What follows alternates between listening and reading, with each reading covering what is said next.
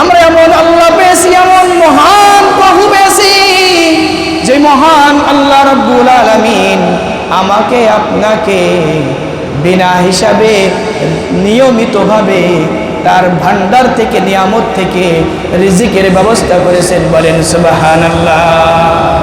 আল্লাহ তাআলার এত নিয়ামত আছে, এত নিয়ামত আছে, যেই নিয়ামতের কথা যদি কলম দিয়ে লেখা হয় তাহলে এই সাগরের পানি কালি শেষ হয়ে যাবে, এবং জমিনটা যদি খাতা হয় এই জমিনটাও শেষ হয়ে যাবে। আল্লাহর রহমত নিয়ামত লিখে শেষ হবে না, হবে না, হবে না। বলেন সুবহানাল্লাহ। কুল্লাউ কানাল বাহরু মিদাদাল লিকালিমাতি রাব্বি লানাফিদাল বাহরু ক্বাবলা আন তানফাদা কালিমাতু রাব্বি ওয়ালাউ জিনা বিমিসলিহি মাদাদা। সূরাতুল কাহাফ 16 নম্বর পারা 3 নম্বর সূরার সবথেকে শেষের লাইনে আল্লাহ তাআলা বলেন সমুদ্রের পানি কালি শেষ হয়ে যাবে, জমিনটা খাতা শেষ হয়ে যাবে, তারপরে আল্লাহর রহমত নিয়ামত লিখে শেষ হবে না, হবে না। বলেন সুবহানাল্লাহ। যদি লিখতে শুরু করি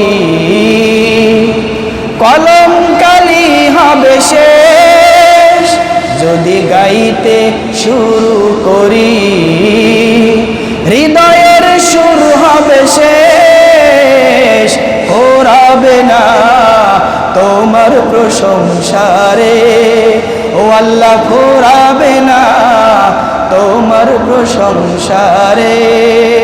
চিল্লাই বলেন সুবহানাল্লাহ। তাহলে আল্লাহ রাব্বুল আলামিন আমাদেরকে এত নিয়ামত দিয়েছে, সব কিছুই আমার আপনার উপকারের জন্য।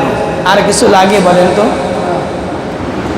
একটা মানুষ, আমার মুয়াজ্জিন সাহেবের উদাহরণ দিয়ে বলি, তিনার বয়স যদি এখন 70-80 হয়ে থাকে, 80 বছরে কি 80 লক্ষ টাকা খরচ করেছে? বলেন তো। 1 কোটি ধরে তিনি খরচ করেছে। তেনার পোশাক আশাক, খাওয়া দাওয়া, নিজের ব্যক্তিগত পরিবার বাদ।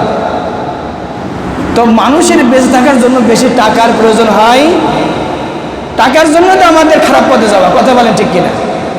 হালাল এবং হারাম দুটো পথ দিয়েছে। তো একটা মানুষ বেঁচে থাকার জন্য আল্লাহ তাআলা নিয়ম দিয়ে দিয়েছে, আল্লাহ তাআলা একটা সুন্দর পথ দিয়েছেন, এবং যদি সেই পথটা না বোঝা যায় তাহলে আল্লাহ তাআলা বলছে তুমি কোরআন খুলে দেখো, কোরআনের প্রতিটা স্তরে স্তরে ব্যক্তিগত, পারিবারিক, রাজনৈতিক, ব্যবসা বাণিজ্য, মাঠ ঘাট সমস্ত সমস্যার সমাধান আমি আল্লাহ রাব্বুল আলামিন দিয়ে দিয়েছি।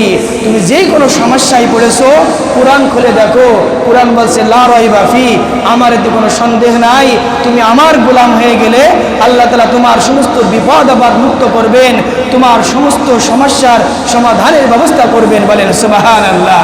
সমাধান চাও যদি জীবনে মরণে, ফিরে চাও খুঁজে নাও চোখ রাখো কোরআনে, তবেই পাবে সুখ শান্তির ঠিকানা, যদি তুমি মেনে নাও মনে প্রাণে। সমাধান, সমাধান চাও যদি জীবনে মরণে, ফিরে যাও খুঁজে নাও চোখ রাখো কোরআনে। If you want the solution in hearing hereafter, go back have a look on the holy Quran. চিল্লাই বলেন সুবহানাল্লাহ।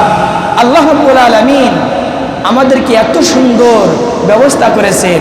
ওয়াল্লাইলি লিবাসা ওয়ান নাহারা, এই জমিনটা বিছানা শুরু করেছেন। ইয়া আইয়ুহান নাস উবুদু রাব্বাকুমুল্লাযী খালাকাকুম আল্লাযীনা মিন ক্বাবলিকুম লাআল্লাকুম তাত্তাকুন আল্লাযী জাআলা লাকুমুল আরদা ফিরাশা। সূরাতুল বাকারার 1 নম্বর পারা 3 নম্বর সূরার শেষের দিকে আল্লাহ তাআলা বলেন যে আমি তোমাদের জন্য আসমানকে বানিয়েছি ছাদ স্বরূপ, জমিনকে বানিয়েছি বিছানা স্বরূপ, আর রাতকে তোমাদের জন্য বানিয়েছি বিশ্রাম স্বরূপ, পোশাক স্বরূপ। বলেন সুবহানাল্লাহ। এত মজাই কোরআনের ভিতরে, পড়তেই থাকবো।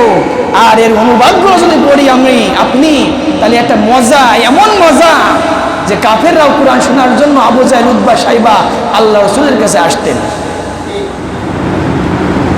আল্লাহ তাআলা হামিম সাজদায় 24 নম্বর পরে 18 নম্বর সূরা বলেন ওয়াকালাল্লাযীনা কাফারু লা তাসমাউ লিহাযাল কুরআনি ওয়ালগাউ ফীহি লাআল্লাকুম তাগলিবুন।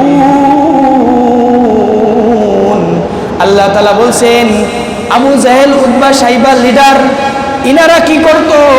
তাদের এলাকার বাসিন্দাদেরকে বলতো, খবরদার মুহাম্মদের কাছে তোমরা যেও না, সে এমন কবিতা আবৃত্তি করেছে যেই কবিতা শুনলে তোমরা খারাপ হয়ে যাবা, সুতরাং তোমরা যেও না।